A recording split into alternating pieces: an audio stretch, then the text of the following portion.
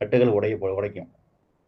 இந்த மை பார்த்தீங்க அப்படின்னா அதிக அளவுக்கு வந்து குலதெய்வத்தை கட்டு உடச்சதுக்கு தான் வாங்கிட்டு போயிருக்காங்க மட்டும். என்கிட்ட வந்து குலதெய்வ கட்டு கட்டி இருக்குது, எனக்கு வந்து வீட்டில் வந்து குறி சொல்ல மாட்டேது, கெவிலி அடிக்க மாட்டேதுங்கய்யா, எனக்கு வந்து வீட்டில் வந்து ஒரு நினச்சிட்டு போவோம் வீட்டில் இருந்து.